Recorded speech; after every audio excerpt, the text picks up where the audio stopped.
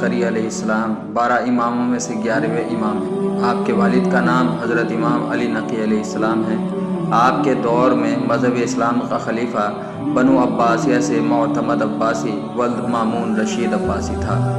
چنانچہ خلفاء بنو عباسیہ خوب جانتے تھے کہ آل محمد علیہ السلام کے وہ افراد جو رسول اللہ علیہ السلام کے صحیح جانشینی کے مستحق و حقدار ہو سکتے ہیں وہ یہی ہے، جن میں سے 11ویں ہستی امام حسن عسکری علیہ السلام ہیں۔ اس لیے ان کا فرزند ہو سکتا ہے، جس کے بارے میں رسول اللہ صلی اللہ تعالیٰ علیہ وآلہ وسلم نے پیشن گوئی فرمائی تھی۔ لہٰذا بنو عباس کی کوشش یہ تھی کہ ان کی زندگی کا دنیا سے خاتمہ ہو جائے۔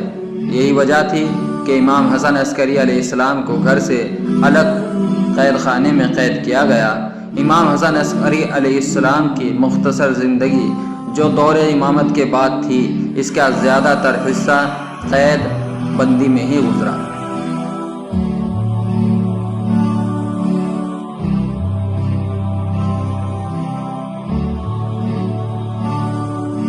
اس قید کی سختی معتمد عباسی کے دور میں بہت بڑھ گئی تھی۔ اگرچہ وہ امام حسن عسکری کے مرتبے سے خوب واقف تھا، لیکن پھر بھی وہ بغض آل محمد کو چھوڑ نہ سکا۔ اس عباسی خلیفہ نے پہلے بھی امام حسن عسکری کو قید کیا تھا، مگر 258 ہجری میں آپ کو دوبارہ قید کیا۔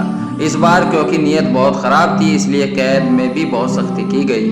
حکم تھا کہ امام کے پاس کسی طرح کی کوئی رعایت نہ کی جائے۔ تواریخ میں ہے کہ امام حسن عسکری علیہ السلام کو دن کی روشنی اور پانی کی فراوانی تک سے محروم کر دیا۔ آپ دن رات کا پتہ سورج کی روشنی سے نہ چلتا تھا، صرف اندھیرا ہی رہتا تھا۔ ایک دن معتمد عباسی کی بیوی نے اپنے شوہر سے درخواست کی کہ امام حسن عسکری فرزند رسول علیہ السلام ہیں، ان کے ساتھ تمہارا یہ برتاؤ ٹھیک نہیں۔ عباسی خلیفہ نے کہا، یہ کیا ہے؟ ابھی تو انہیں جانوروں سے پھڑوا ڈالنا ہے۔ چنانچہ معتمد عباسی نے امام حسن عسکری کو درندوں میں ڈال دیا۔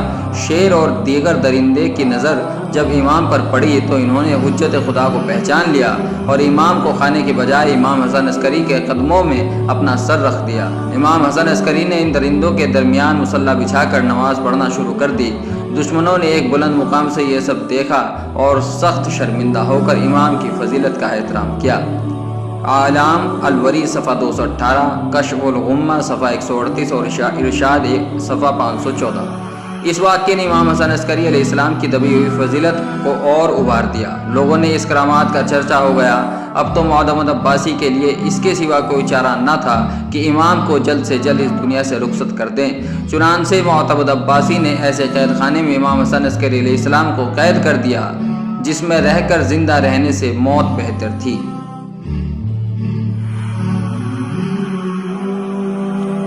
امام حسن عسکری علیہ السلام قید کی زندگی گزارنے کے دوران میں ایک دن اپنے خادم ابو الادیان سے ارشاد فرماتے ہیں کہ تم جب اپنے سفر مدائن سے 15 دن بعد پلٹو گے تو میرے گھر سے رونے کی آوازیں آتی ہوں گی۔ نیز آپ کا یہ فرمان بھی منقول ہے کہ 260 ہجری میں میرے ماننے والوں کے درمیان انقلاب عظیم آئے گا۔ الغرض امام حسن عسکری علیہ السلام کو بتاریخ 1 ربیع الاول کو معتمد عباسی نے زہر دلوایا اور امام حسن عسکری علیہ السلام 8 ربیع الاول سن 260 ہجری بروز جمعہ وقت نماز فجر اس دنیا فانی سے کوچ کر گئے۔ انا للہ و انا الیہ راجعون۔ سوائق محرقہ صفحہ 124، فصول الامہا و ارحج المطالب صفحہ 464، جلائے العین صفحہ 296 اور نور الحسینیہ جلد 3 صفحہ 56۔ شہادت کے بعد واقعہ قحط درندوں کی سجدہ ریزی اور آپ کی مظلومیت کی وجہ سے ہر ایک کے دل میں آپ کی محبت و عقیدت بیٹھ چکی تھی۔ یہی وجہ تھی کہ رحلت یعنی وفات کی خبر کا شہرت پانا تھا کہ ہر ایک کے گھر سے رونے کی آوازیں آنے لگی۔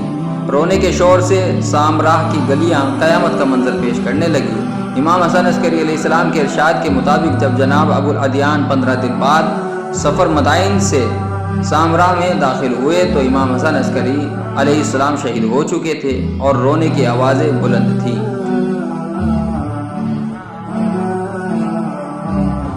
امام کی شہادت کی خبر مشہور ہوتے ہی بازاروں میں ہڑتال ہو گئی اور دکانیں بند ہو گئی۔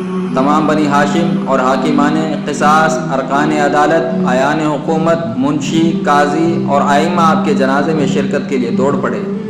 غرض یہ ہے کہ نہایت احتشام و ظاہری شان و شوکت کے ساتھ امام کا جنازہ اٹھایا گیا اور اس مقام پر لے جا کر رکھا گیا جس جگہ نماز جنازہ پڑھائی جاتی تھی۔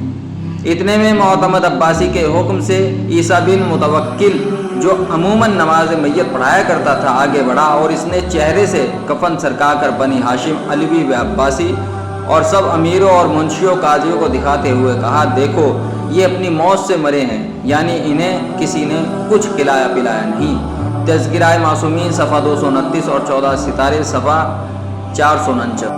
اس کے بعد جعفر طبع نماز پڑھانے کے لیے آگے بڑھے۔ ابھی آپ تکبیر نہ کہنے پائے تھے کہ محمد بن حسن قاسم برآمد ہو کر سامنے آ گئے اور آپ نے اپنے چچا کو ہٹا کر نماز جنازہ پڑھائی۔ جلائے العین صفحہ 292۔ اس کے بعد آپ کو امام علی نقی علیہ السلام کے ہی روضہ مبارک میں دفن کر دیا گیا۔